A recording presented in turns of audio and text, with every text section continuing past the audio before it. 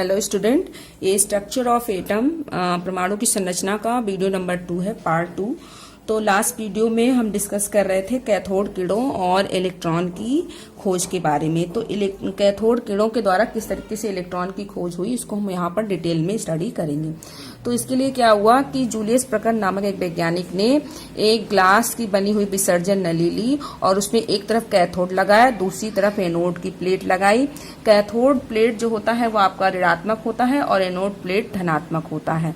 Clear है। और फिर उसके बाद दोनों प्लेट को या उस पूरी विसर्जन नली में फिर दोनों प्लेट को जो है हाई वोल्टेज से कनेक्ट कर दिया और उस विसर्जन नली के अंदर एक गैस लिया जिसको कि बहुत कम दाब पर रखा गया। गैस भर करके विसर्जन नली में, देखिए विसर्जन नली तीन चीजें हम क्या क्या ले रहे हैं, एक विसर्जन नली ले रहे हैं जूलियस प्रकर, कैथोड एनोड दो प्लेट ले रहे हैं। विसर्जन नली के अंदर जो है बहुत कम दाब पर एक गैस को भर देते हैं और उसके बाद जो है दोनों प्लेट को हाई वोल्टेज से कनेक्ट करके विद्युत विसर्जन कराया जाता है। और जब विद्युत विसर्जन कराया गया, इलेक्ट्रिक करंट उसमें पास किया गया, तो कैथोड से किरणें निकल करके एनोड से होती हुई विसर्जन नली के सामने वाली दीवार यानी कैथोड के सामने वाली विसर्जन नली की दीवार पर जाकर के टकराती हैं। और जब वहां पर जाकर के टकराती हैं तो वो हरे रंग की प्रतिदीप्त हरे रंग का प्रकाश वहां पर उत्पन्न होता है, हरे रंग का फ्लोरेसेंस वहां पर प्रतिदीप्त उत्पन्न होती है, जो इन कीड़ों को मतलब वहां पर जाकर के वो टकरा रही, तो ये सिद्ध कर रहा है कि हाँ कुछ जा करके वहां पर टकरा रहा है। तो ये कहा गया कि कैथोड से किरणें निकल करके एनोड से होते हुए जाकर के सामने वाले दीवार पर टकरा रही हैं और कैथोड से किरणें निकल रही थी, इसलिए इन किरणों को नाम कैथोड किरणें कह दिया गया। इन किरणों को क्या नाम दे दिया गया, कैथोड किरणें, क्योंकि कैथोड से निकल करके एनोड की तरफ मूव कर रही थी।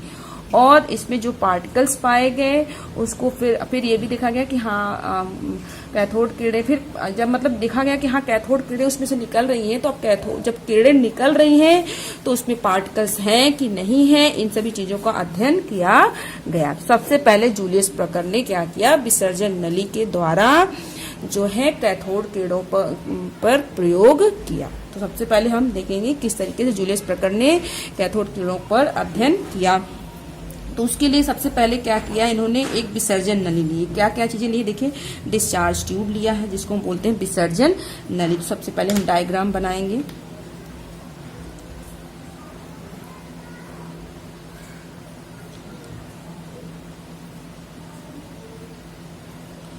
ये हमारी विसर्जन नली, डिस्चार्ज ट्यूब है जो ग्लास की बनी हुई है। क्लियर है। उसके बाद क्या किया, ये जो है ये वैक्यूम, यहाँ से वैक्यूम है, वैक्यूम पंप है ये, ठीक है।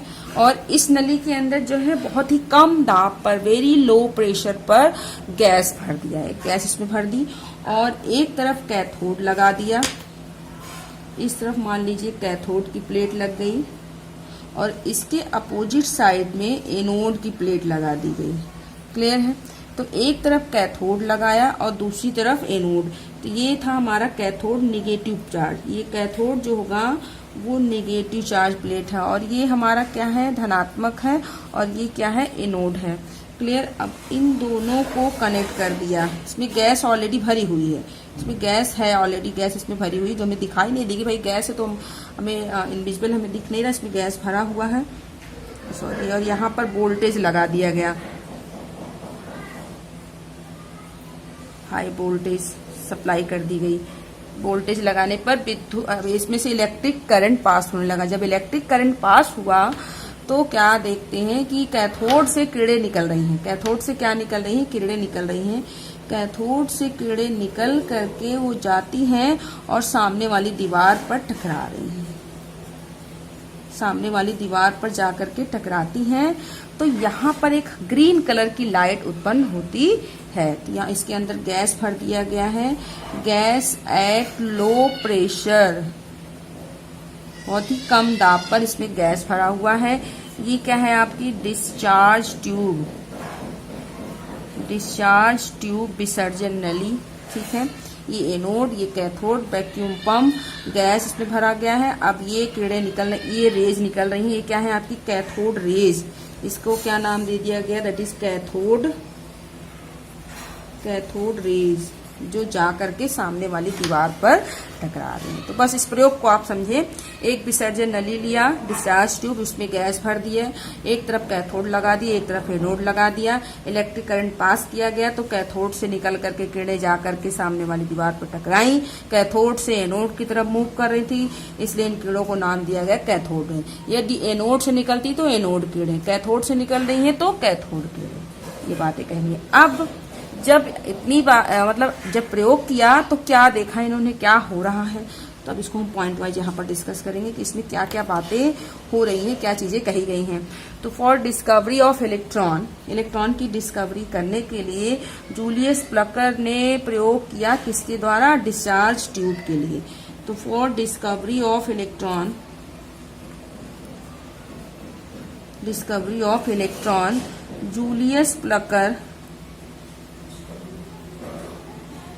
जूलियस प्लकर एक्सपेरिमेंट्स, इलेक्ट्रॉन को ऐसे भी आप लिख सकते हैं, experiments with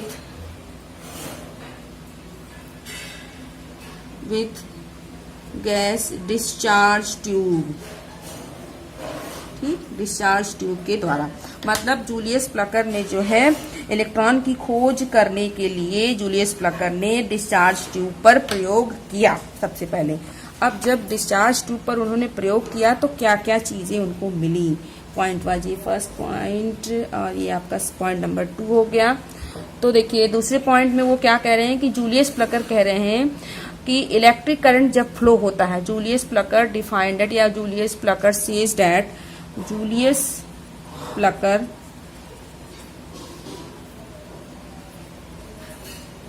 defined that when electric current, विद्युत विसर्जन जब किया गया, इलेक्ट्रिक करंट जब विद्युत धारा प्रवाहित की गई, electric current flows at very low pressure of a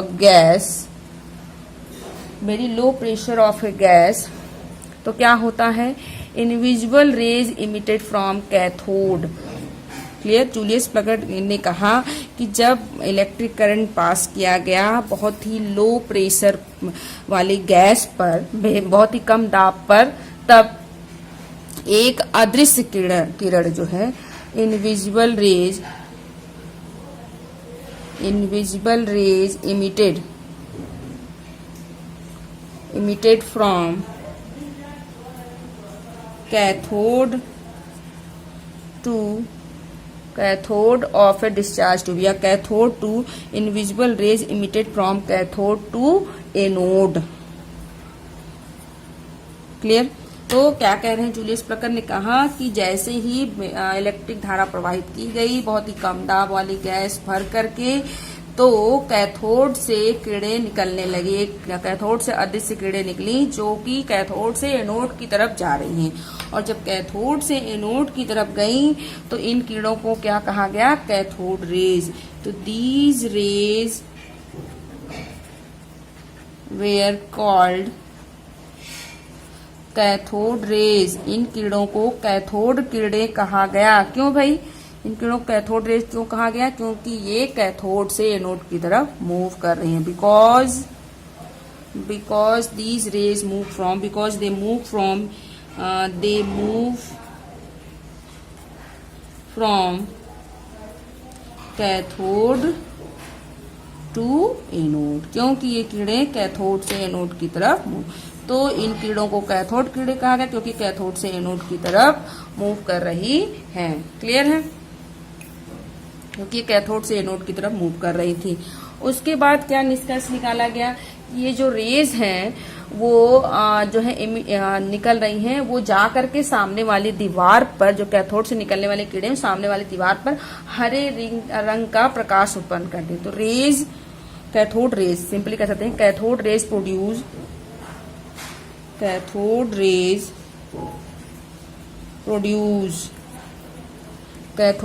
produce greenish light, greenish fluorescence या ग्रीनिश लाइट ग्रीनिश फ्लोरिसेंस या ग्रीनिश लाइट कह सकते हैं, ग्रीन प्रकाश इन फ्रंट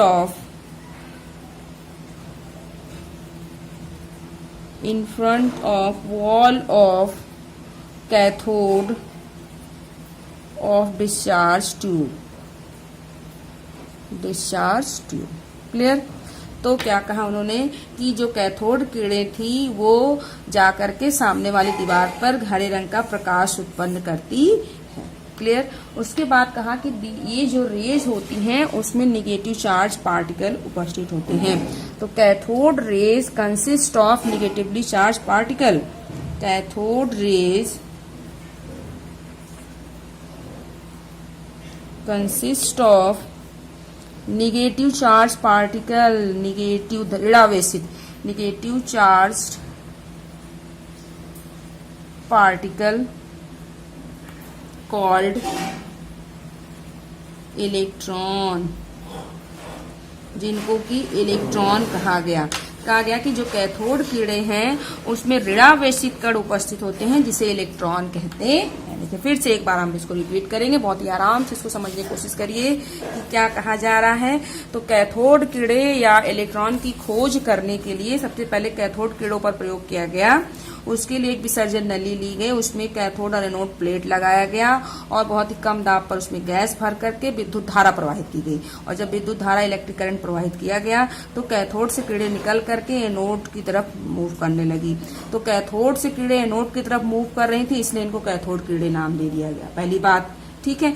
उसके बाद ये कहा गया कि जो कैथोड किरणें थी वो जाकर के विसर्जन नली की सामने वाली दीवार पर टकरा रही हैं और टकरा रही हैं तो हमें दिखाई नहीं देंगी क्योंकि किरणें अदृश्य होती हैं।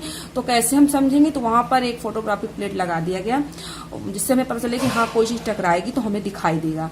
तो जब किरणें जाकर के टकराती थी तो हरे रंग का प्रकाश उत्पन्न होता था जो ये सिद्ध करता था कि कुछ आ करके इस दीवार पर टकरा रहा है। क्लियर। और उसको कैथोड रेज कहा गया।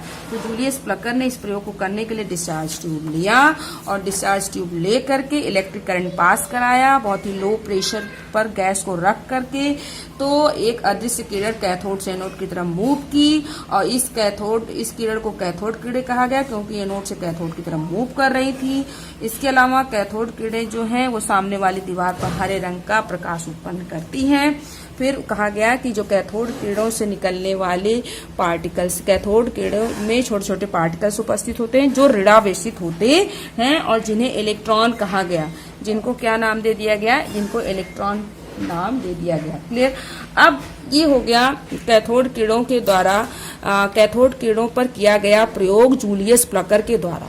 जूलियस प्लकर ने कैथोड किरणों पर प्रयोग करके ये बता दिया कि कैथोड किरणें जो कैथोड से निकल रही हैं उसमें छोटे छोटे पार्टिकल्स उपस्थित हैं। अब हम देखेंगे कि जो कैथोड किरणें जो निकल रही हैं कैथोड से उनका क्या गुण है, वो किस तरीके के होते हैं, उनका क्या नेचर होता है। तो नेक्स्ट टॉपिक है हमारा that is properties of cathode rays.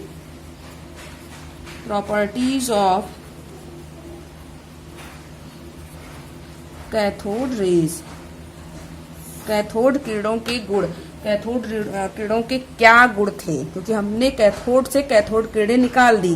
अब हमको देखना है कैथोड किरणों में कौन कौन से गुण पाए गए। तो प्रॉपर्टीज ऑफ कैथोड, तो पॉइंट नंबर 1 पहला, सबसे पहले कहा गया कि जो कैथोड किरणें होती हैं वो सीधी रेखा में चलती हैं। तो कैथोड किरणें, कैथोड रेज ट्रेवल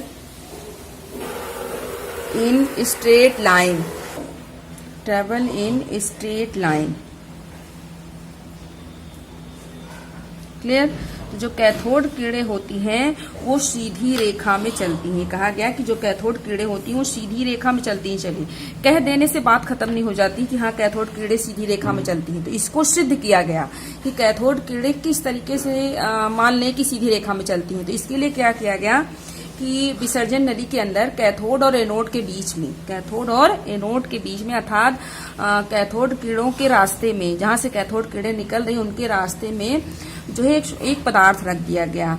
और जब कैथोड किरणें जो है जब उस पदार्थ पर पड़ती हुई एनोड की तरफ जाती थी तो कैथोड किरणों के रास्ते में जो पदार्थ रखा गया था उसकी छाया जो है वो कैथोड के सामने वाली दीवार पर पड़ती है, उसके सामने वाली दीवार पर बनती है, जो ये सिद्ध करता है कि कैथोड किरणें सीधी रेखा में चलती हैं। तो इस बात को सिद्ध करने के लिए कहा गया कि इस बात को सिद्ध करने के लिए कैथोड किरणों के रास्ते में एक छोटा सा पदार्थ रखा गया और जिसकी एक छाया जिसका एक शैडो प्राप्त हुआ और जिससे सिद्ध हुआ कैथोड किरणें सीधी रेखा में चलती हैं। तो एन ऑब्जेक्ट, इसको सिद्ध करने के लिए एन ऑब्जेक्ट यानी कि कोई भी पदार्थ, एन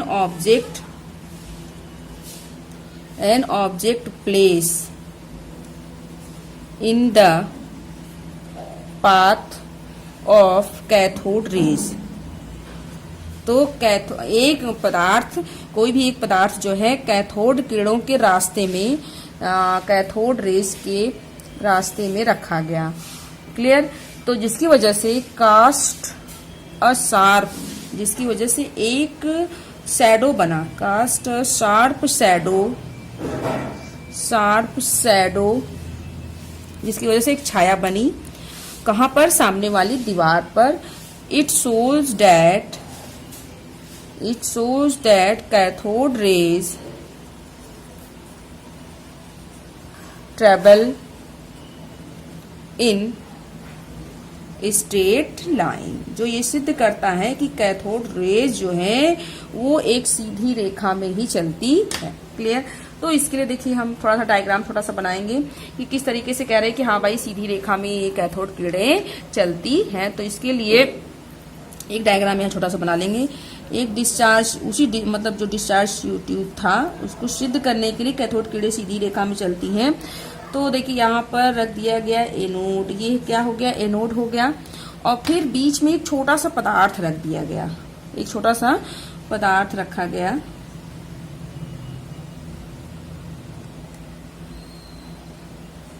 इस तरीके से कुछ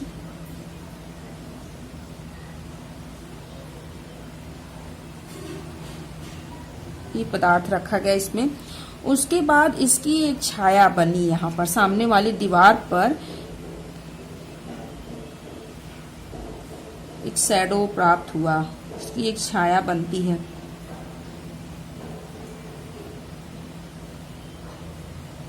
इस तरीके से छाया बनी। कब बनी? जबकि कैथोड किरणें निकल करके एनोड की तरफ मूव करने लगी। क्लियर? और एनोड यहां पर लगा दिया गया, ये हो गया एनोड और ये हो गया कैथोड। क्लियर? एनोड को इधर रख दिया गया ताकि आराम से जो है पदार्थ का शैडो दिखाई दिया। तो कैथोड से जब किरणें निकल कर गई और इस रास्ते में रखे हुए जो पदार्थ था तो उसकी छाया यहाँ पर प्राप्त हुई, जो ये सिद्ध हुआ कैथोड किरणें सीधी रेखा में चलती। सिंपली। क्लियर? पॉइंट नंबर 2, दूसरी प्रॉपर्टी क्या कहती है? दूसरा प्रॉपर्टी कहता है कि कैथोड रेज जो है वो छोटे छोटे पार्टिकल से मिलकर के बने हुए होते हैं। तो cathode rays consist of small particle. Cathode raise जो होती हैं वो छोटे छोटे सूक्ष्म कणों से मिलकर के बनी होती हैं। कैथोड रेज सूक्ष्म कणों से मिलकर के बने होती। चलो, इस बात को भी कहने से सिद्ध नहीं होता। मतलब कैसे हम मान लें कि कैथोड रेज जो है, कैथोड कण वो छोटे छोटे पार्टिकल, मतलब रेज में सूक्ष्म कण उपस्थित हैं। जैसे कभी भी आप प्रकाश की किरणों को देखिए तो ऐसे ही अगर आपने अचानक देखा और निगाह हटा ली तो आपको प्रकाश की किरणों में कुछ नहीं दिखाई देगा, लगेगा कि ट्रांसपेरेंट, उसमें कुछ भी नहीं है। बट यदि कहीं आपके खिड़की दरवाजे बंद हो, कमरे में आप हो, कहीं खिड़की में छोटा सा होल हो और प्रकाश की किरण आ रही हो तो आप उसको बहुत ध्यान से देखेंगे तो आप देखेंगे कि नहीं, इस प्रकाश की किरणों में बहुत ढेर सारे पार्टिकल्स हैं, बहुत ढेर सारे। और ध्यान से देखेंगे तो आप देखेंगे वो पार्टिकल्स जो हैं छोटे छोटे पार्टिकल्स जो एक दूसरे को टकराते हुए गति कर रहे हैं, जिसको कि ब्राउनियन गति भी कहा जाता है। मतलब टेढ़ी मेढ़ी दिशाओं में, मतलब पहले देखेंगे तो आपको कण दिखाई देंगे, फिर आपको लगेगा कि कण सीधे चल रहे हैं। जब और ध्यान से देखेंगे तो आपको दिखाई देगा नहीं, ये पार्टिकल्स सीधे नहीं चल रहे हैं, बल्कि जो है ये एक दूसरे से टकराते हुए टेढ़ी मेढ़ी दिशाओं में चल रहे हैं। टेढ़ी मेढ़ी दिशाओं में गति कर रहे हैं। तो कहने का मतलब कोई भी किरण हो उसमें छोटे छोटे पार्टिकल्स होते हैं, लेकिन वो पार्टिकल्स कैसे हैं इस चीज को यहाँ पर देखा गया कि कैथोड किरणें जो निकल रही हैं वो सूक्ष्म कणों से मिलकर बनी होती है। मतलब कैथोड किरणें जो है सूक्ष्म कणों से बनी होती है। इसको कैसे सिद्ध किया गया? तो इसको सिद्ध करने के लिए क्या किया गया कि कैथोड किरणें कैथोड से निकल के एनोड की तरफ जा रही थी, तो उनके रास्ते में एक हल्का सा पहिया रख दिया गया, और जैसे ही कैथोड किरणें उन पहियों पर पड़ती थी तो वो पहिया हिल जाता था, वो पहिया जो है घूमने लगता था, वो पहिया गति करने लगता था। तो मतलब उस पहिए के जो पैडल थे वो गति करने लगते थे। तो इसे यहाँ जब तक किसी भी, कहने का मतलब यदि किरणें पड़े और उसमें कण ना हो तो बिना कण के कोई भी किरण जो है किसी भी पदार्थ को हिला नहीं सकता। तो कहने का मतलब ये है कि जो रेज पड़ रही थी, कैथोड से निकलने वाली जो कैथोड रेज थी, वो पहिए को जो है इसलिए हिला दे रही थी क्योंकि जो है उसमें छोटे छोटे कण उपस्थित हैं, जो इस बात को सिद्ध करता है कि कैथोड किरणें सूक्ष्म कणों से मिलकर बनी होती हैं। जैसे कभी बहुत तेज हवा चले तो आप देखिए कपड़ा अपने आप उड़ने लगता है। क्यों उड़ता है? क्योंकि हवा में, एयर में छोटे छोटे पार्टिकल्स उपस्थित हैं। यदि एयर विदाउट पार्टिकल हो जाए, हवा बिना कणों के ऊपर हो, तो कितनी भी तेज हवा चलेगी लेकिन कपड़ों पर कोई असर नहीं पड़ेगा। क्लियर है? उसी तरीके से इसको आप समझें। तो इसके लिए इन्होंने क्या किया? इसके लिए दिस वाज इंडिकेटेड, सबसे पहले cathode rays consist of small particle. इसके लिए क्या किया? This was indicated that a light paddle wheel, एक हल्के पहियों वाला जो एक व्हील रख दिया गया, placed in the path of cathode rays starts rotating। Clear? एक हल्का पहिया रख दिया गया कैथोड रेज के पाथ में, तो वो पहिया हिलने लगा। जब पहिया घूमने लगा, सिद्ध करता है कि कैथोड रेज जो है छोटे छोटे कणों से मिलकर बने हुए हैं। देखिए जैसे एक ले लिया, ये हो गई विसर्जन नली, और इसमें एक इस तरफ हो गया कैथोड और इस तरफ हो गया एनोड, और बीच में एक छोटा सा पहिया रख दिया गया, हल्का सा, इस तरीके से एक पहिया रख दिया गया, हल्का पहिया रखा गया और इसको इस तरीके से फिक्स कर दिया गया, यहाँ पर लगा दिया गया। अब जब किरणें पड़ती थी तो किरणें जो है माइनस प्लस, और ये किरणें जब इस पर पड़ती थी तो ये घूमने लगा, ये पहिया जो था वो रोटेट करने लगा, ऐसे घूमने लगा। मतलब जो ये सिद्ध करता है रोटेटिंग व्हील, पहिया हिलने लगा, जो ये सिद्ध करता है कि कैथोड किरणों में स्मॉल पार्टिकल्स होते हैं। क्लियर है? और ये आपकी कैथोड रेज, ये हो गया व्हील, पिन व्हील, हल्का पहिया, हल्का व्हील, सॉरी। क्लियर है? तो जो करता है कि सूक्ष्म कणों से मिलकर बना है। नेक्स्ट वीडियो में डिस्कस करेंगे।